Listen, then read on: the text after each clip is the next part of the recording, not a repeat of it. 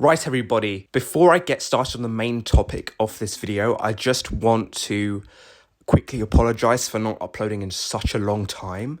I've had a bunch of other priorities and duties aside from recording YouTube videos, so that's about it. Anyway, the main topic of this video is going to be finance gurus. And back in July of 2022, one of my videos in my backlog was talking about finance gurus. Watched a lot of CoffeeZilla and Scott Schaefer, also Spencer Cornelia as well. I really enjoyed their content. But if we're talking about how I stumbled across their content, it really comes down to a comment I made on an Instagram post from Wealth, which is on Instagram. And a lot of these other online business theme pages on Instagram where they'll kind of post quotes and videos regarding online business and whatnot. A lot of these online business pages, they get a lot of promoted posts as well. Sometimes they're not even disclosed. And the promotions are online business courses. They're like how to start a drop shipping store, how to start, what else is there? SMMA, how to start trading. A lot of online business gurus typically advertise. One of the things that even I picked up on before I stumbled across CoffeeZilla and all these channels was a lot of these people are not actually doing the business model that they are selling.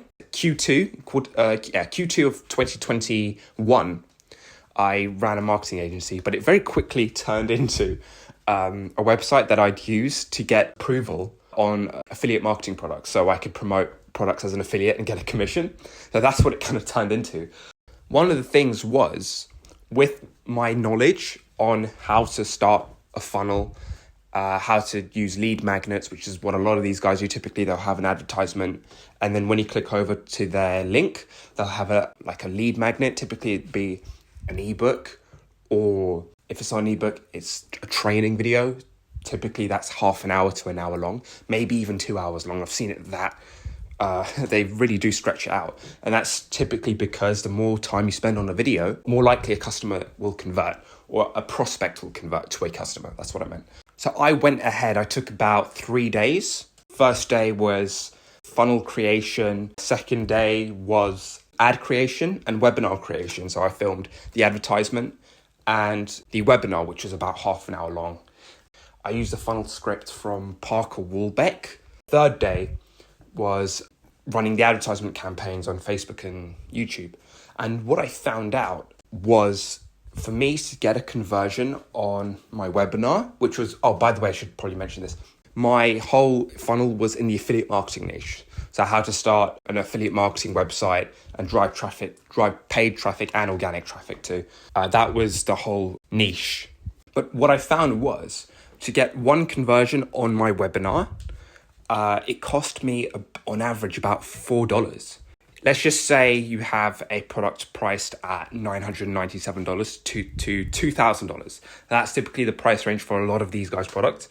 But these courses, one of the reasons why their product prices are so high is, first off, there is a much higher perceived value because it is seen as like a business opportunity. So people are willing to spend more money on a course or training program that is in the topic of how to start a business, because people say, okay, if this is knowledge that I might get a return on, then they're willing to fork out a lot more money than just a regular e-commerce product or other products that do not have the same perceived return. Another reason why they charge so much is because advertising in this niche is extremely expensive.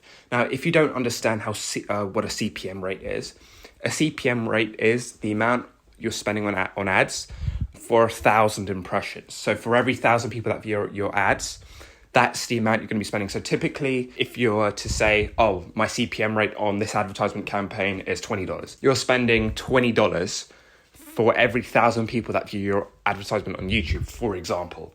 Now, in this niche, it's really high. We're talking about $40 to even $100 CPM rates, which is extremely high, depending also how narrow your targeting is. So if you want to narrow down your age parameters to, I only want to advertise people above the age of 34, for example, which a lot of these guys do, because they know people who are kind of older have a little bit more money to spend. Advertising a business course to a 20-year-old may have a lower conversion rate because 20-year-olds don't have that much cash, especially to spend on an education program that they can't finance. That doesn't really offer any kind of guarantee.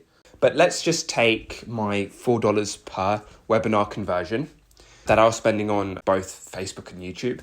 Let's just say you spend $500 on ads. So if it costs you $4 for every webinar conversion, divide 500 by 4 to see how many people you're going to get into your training program webinar funnel. I shouldn't even call it a webinar because a webinar typically suggests that it's live.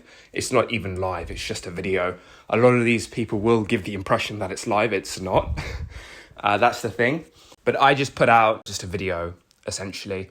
And that's just really scratching the surface. A lot of these guys will go ahead and they will rent luxury vehicles like Ferraris, Porsches, Lamborghinis, whatever. They'll go ahead and put that in the advertisement.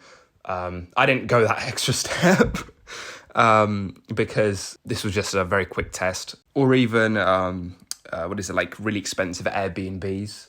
I think there is a website that is specifically catered towards luxury properties. It's very similar to Airbnb or, Airbnb actually owns it, but I forgot the name. But anyway, if you spend $500 on ads and every webinar sign up is going to cost you about $4, that is going to equate to about 125 people that go and enter in your funnel. Now, 125 people, all you need is just one conversion to make a 2-to-1 ROAS. A ROAS stands for return on ad spend. So for every dollar you put in, you get $2 out. Now that's just, I only spent about $50 on ads because I didn't want anybody going ahead and filling out the Stripe form at the end because there was no product. That's the thing. I literally just made the funnel and I didn't want anybody going ahead and filling out the Stripe form or kind of emailing about a genuine purchase. I didn't want anybody going ahead. Of course, this is just a speculation.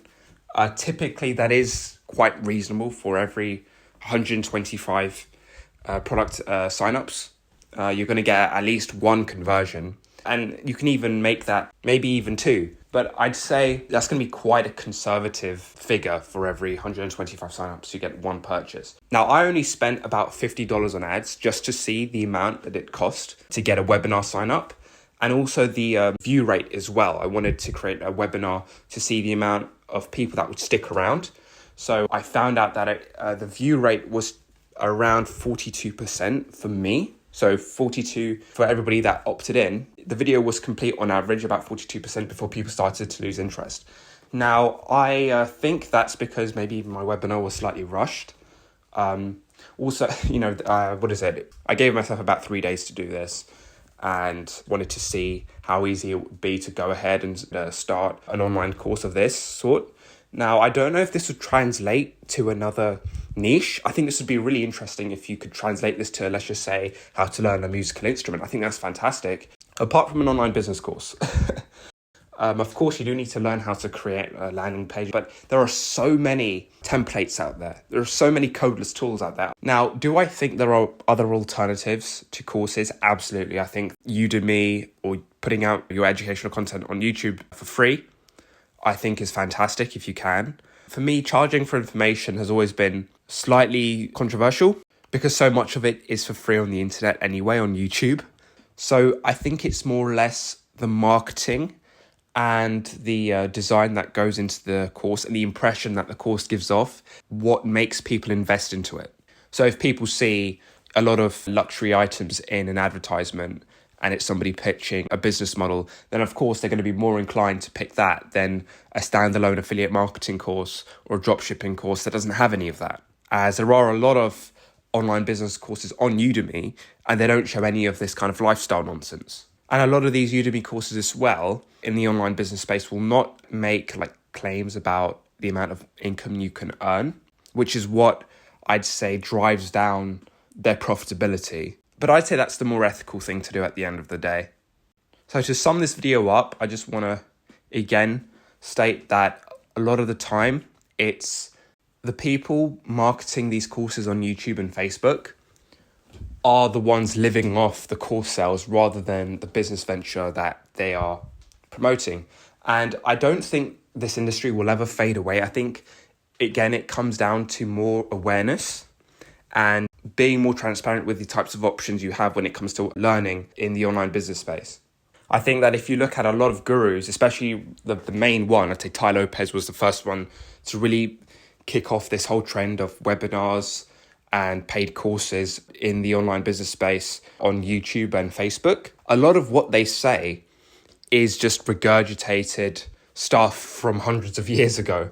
A lot of the time, a lot of this vague philosophical advice and information, nothing new, and it's stuff that you can read in a book. And my $50 of ad spend on the course funnel that I created, I think was worth the data gathering about it and kind of document this in a voice memo. But yeah, that's going to be about it today. I know this upload was very, very late. This was an idea in the backlog that when I stopped uploading. But yeah, that's about it from me. Take care, and I'll see you in the next one.